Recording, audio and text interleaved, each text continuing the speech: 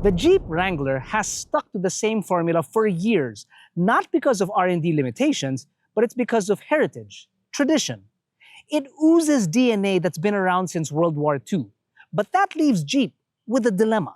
How do you modernize it to keep up with today's customers without having the die-hard fans riot? See, it's a constant tug of war between the purists who worship its roots and those that want one simply because, well, it looks cool. That brings us to this, the 2025 Jeep Wrangler Rubicon.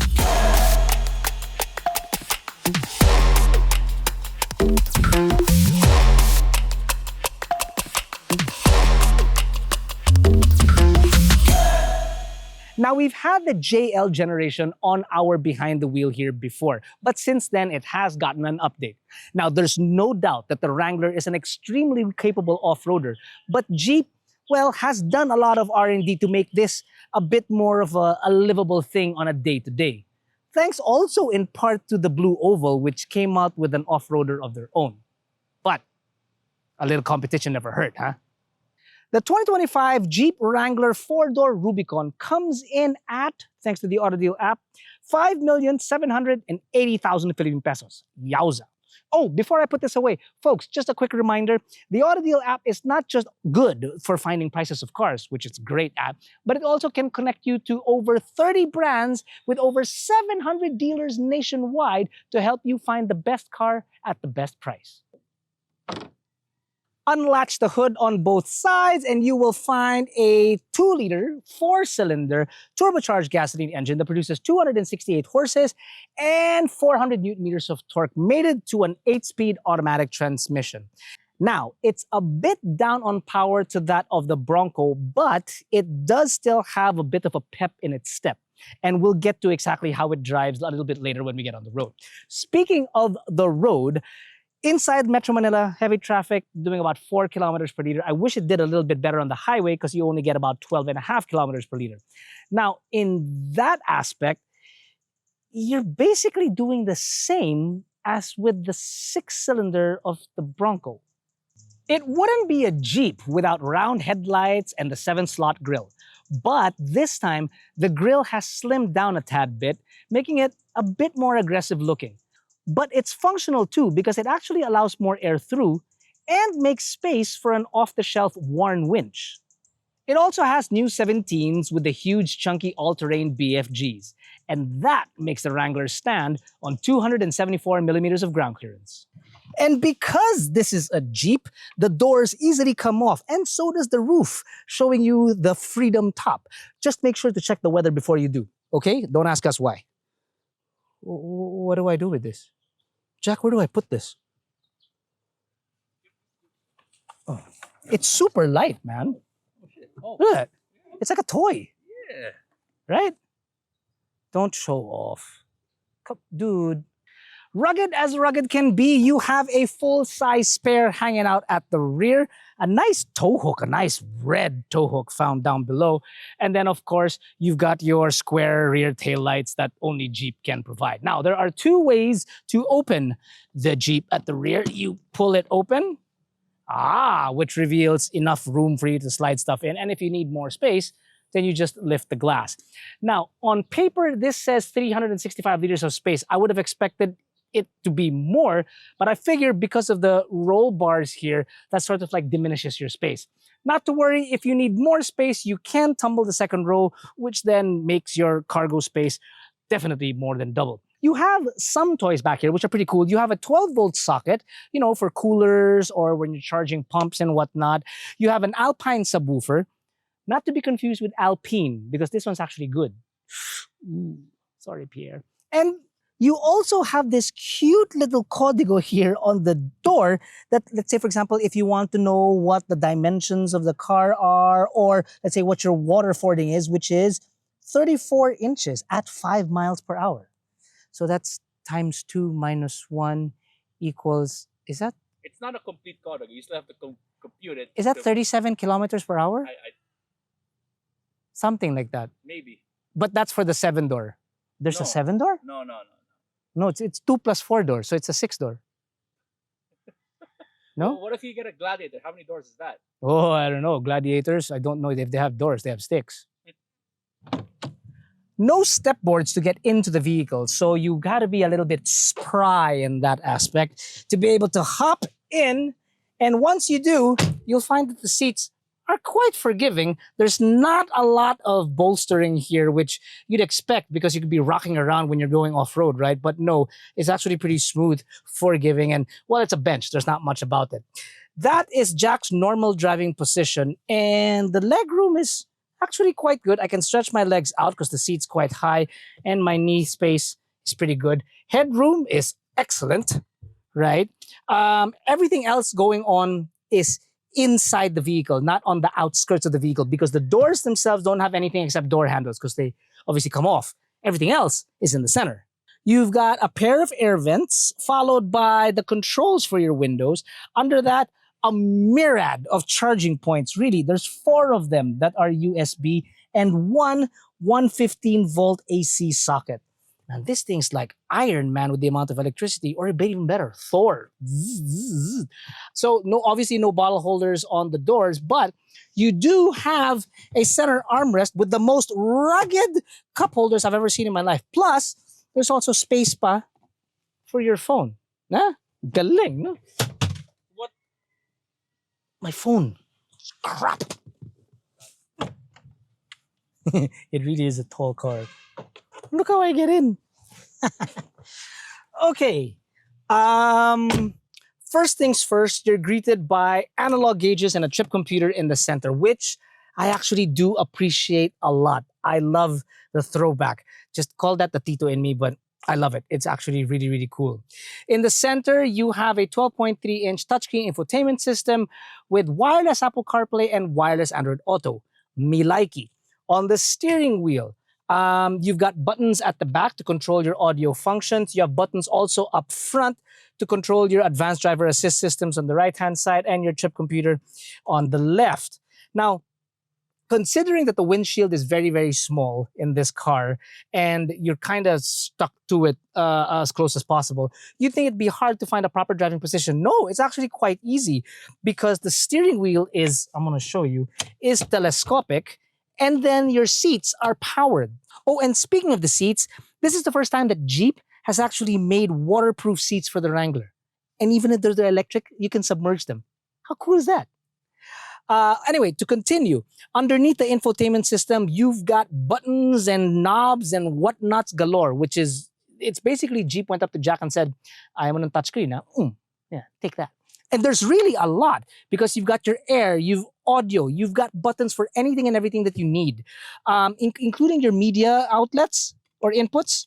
It's covered. It's all pretty cool, including the transfer case for your 4-wheel drive system. It's not just buttons; it's an actual lever, like your gear shifter. I like that. And then, of course, manual parking brake.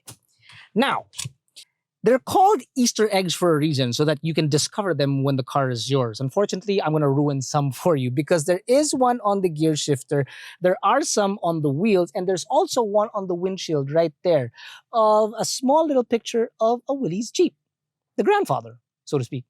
Oh, and also this windshield, albeit small, has something in common with your mobile phones because it's made of Gorilla Glass.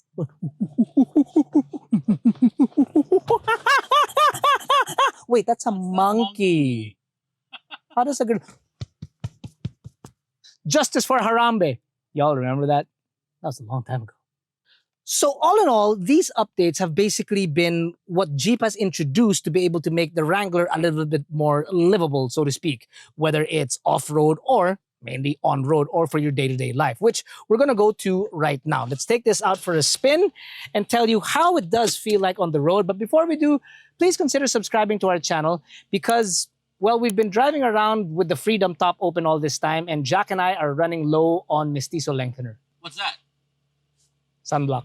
Ikaw lang naman yung mestizo dito eh.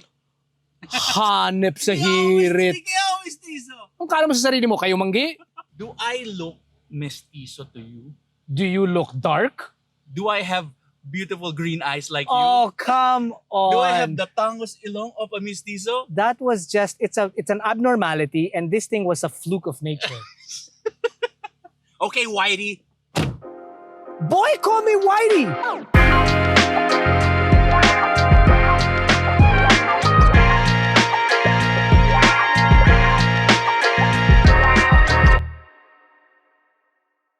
Yes, this is only a 2-liter 4-cylinder. Yes, I agree with that. But it still has a lot of pep in its step, including way down low. I mean, it will grunt when you need it to. So whether you're getting out of a slippery situation or you want to get up to speed on the highway, it's not going to be an issue. In addition to getting out of slippery situations, as I mentioned, this thing is loaded with 4x4 tech that unfortunately we can't test at all. But it's got stuff like a locking front and rear differential. It's got 4 high, 4 low, and all that jazz, man. This thing is a proper, and when I say proper, I do mean a proper 4x4. Getting back very quickly, just quickly to the power. Yeah, the Bronco does have a V6 and there's really no replacement for displacement. And the drama of a V6 is obviously going to be unmatched. So if you'd like to see that video, the links are posted somewhere down below. We are on the highway right now, yes, granted, but inside the city at lower speeds, the car actually handles itself very easily. And getting into the proper driving position isn't an issue because you have power seats and you sit quite high up and your view of the road is unimpeded, even though you have a small windshield. Oh, and speaking of unimpeded, cameras. It doesn't have a 360, but it does have a front camera, a rear camera with parking sensors to help you line up your parking very, very easily, which is important. Right, Jack? It's just weird to line this car up at a parking slot, man. I showed you earlier, right? Well, don't act like your parking wasn't aligned. My parking was aligned. It's the body, the way it tapers. That's what makes you think it's not aligned. And I've been parking 20 years longer than you. Fine. Out on the highway, I can say that there has been an improvement with noise isolation. You can definitely tell that this is different from the previous model because, well, it's not as if I need to shout at Jack just to have a normal conversation. Also, in addition to that, they've also improved the microphone array inside the vehicles so that when you're on a call, it doesn't seem like, again, you have to be shouting at someone just to be able to get your point across. Not like when Jack and I are trying to have a conversation with Earl. Points never arrive to him. No, never. Never. What remains, however, is the constant adjustments you have to do on the steering wheel while you're at highway speeds because of the solid axles. And that's not going to go away anytime soon because that's the nature of the beast. Great for articulation. Not so good when you're on the highway. 1950s. Whoa. But the suspension of the vehicle is done very, very well. The travel is quite large, so it can obviously accept imperfections on the road, even if there's a boulder on the... No, naman a boulder, Jack, a rock. If there was a rock on the road, I think I could take it. Another great addition to its livability is adaptive cruise. Great for long hauls. Whether you're going to the boondies or you're coming back from the boondies, if you're a little bit tired, let the car help you out. It's no Jeep Grand Cherokee. It's still an off-road vehicle at its core. And that off-road DNA manifests itself in shortcomings when you're on the road. It's a compromise that you should be ready to accept. Let's take a step back first and give Jeep their flowers for keeping the heritage alive for over 80 years. The Wrangler isn't for everyone, admittedly, but one look at their community and you can immediately understand the passion that they have for the brand and the car. And for that, I'd say, thank you, Jeep. Did I do that right? Ganun ba? Thank you, Jeep. Or is it 2? Oh, it's just 1, right? Is it 2? How many is it? Just one. Oh, just 1. Yeah. Thank you, Jeep. It's like nonchalant and chill. You want me to do nonchalant? Yeah. Here we go. Okay. Thank you, Jeep. All right. That's not So let's nonchalant. pretend there's a Wrangler coming by. Oh, Flash okay. your lights. Flash your lights. Flash my lights. Okay. And wave. I did it! I did it! Well, looky here. You practiced it. Now it's time to do it. It's time to do it. There you go. There you go.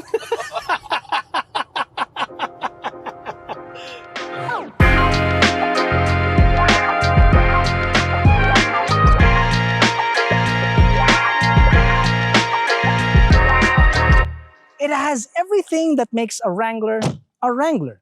iconic looks, and unquestionable 4x4 capability. But as we mentioned earlier, to get to the rough and tough that it's built for, unless you live in some far-flung area, most of your travel to that destination will be on 99.999% road. It does have its compromises. I mean, come on. It's still a solid axle after all. But it is the best Wrangler to date. It's not the best on-road SUV out there, but it is the best Wrangler.